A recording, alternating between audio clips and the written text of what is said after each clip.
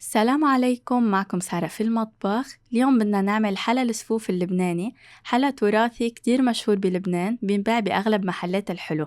طعمه كتير مميز ودغري منعرفه من لونه الأصفر يلي من جوا. اللي بيعمل السفوف بالعادة بيعرف إنه هو كتير سهل، بس بنفس الوقت بده خطوات معينة حتى ينجح معنا. في كتير ناس بتواجهن مشاكل بإنه ما بيطلع أصفر من جوا، بيصير بيطلع برتقالي. واليوم حقلكم بالفيديو السبب ليش هيك بيطلع، حقلكم كل الخطوات حتى يطلع معكم صفوف أطيب من الجاهز واللي بنشتريه من برا بطريقة كتير سهلة وما بتاخد معنا أبدا وقت بالتحضير.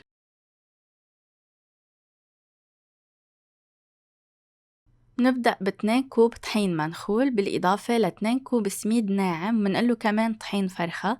لازم يكون ناعم ومش خشن، بهيدا الشكل لازم يكون.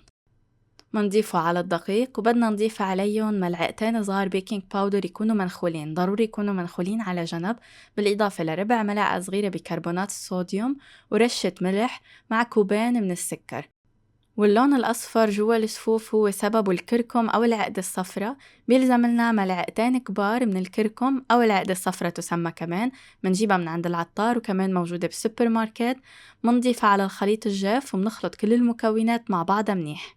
منضيف عليهم كوب لبن أو زبادي بحرارة الغرفة، ما لازم يكون بارد. بالإضافة لكوب حليب ساخن، ما يكون مغلي بس يكون ساخن، وكوب من الزيت النباتي. ومنخلط المكونات كلها مع بعضها، ما بدها خفق، بدها بس خلط، ونتأكد إنه ما فيها تكتلات.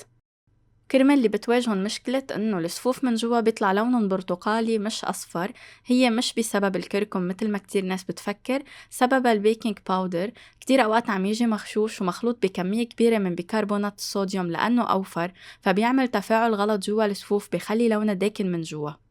فبيكفي إن نجيب نوع بيكنج باودر مجرب معروف ومنه مغشوش، وإن شاء الله بتنحل هيدي المشكلة. وشوفوا كيف بيطلع معكم لون حلو.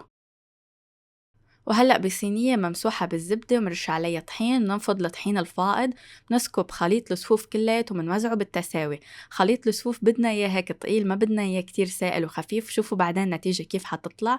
تبعوا الوصفة بهالتفاصيل كلياتها وشوفوا إن شاء الله كيف حتطلع بتبيض الوجه، وكتير خفيفة ولذيذة ورافخة.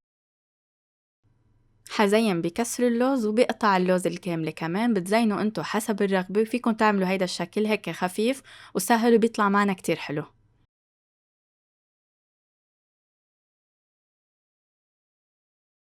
وهلأ ما منفوت الصينية دغري على الفرن، معروف إنه لازم نريحها 15 دقيقة تقريبا قبل ما نفوتها.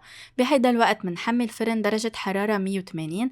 بعد ما ترتاح الصينية منفوتها بالرف الوسط، نار من الأسفل 25 دقيقة ل 30 دقيقة حتى تاخد لون تشقر على الأطراف. نرجع منحمرها فوق شوي حتى تاخد لون ذهبي.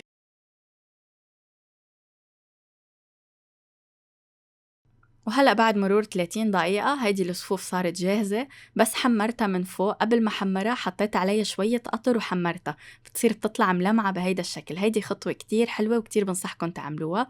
وكمان بعد ما طلعها من الفرن كمان بحط عليها شوية قطر. نحن هوني ما عم نكتر قطر بشكل نصقية بالكامل، بس تعطي لمعة للوجه حتى ما ينشف، تعطيه هيك لمعة حلوة، رطوبة خفيفة من فوق، كتير بيعطي شكل حلو للصفوف وبيعطي تأثير حلو عليها. ودايما بس تحمروا فوق من الفرن، بعده الصينية عن النار اللي من فوق حتى تتحمر عمهلا وما يعطي بقع قوية وينزع الشكل.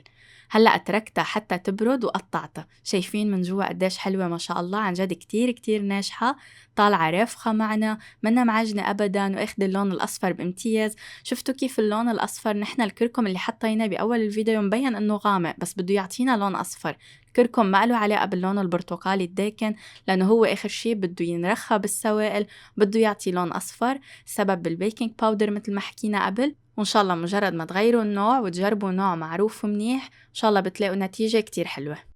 طعم الكركم يلي جوا الصفوف عن جد كتير لذيذ، كتير بيلبق للحلويات.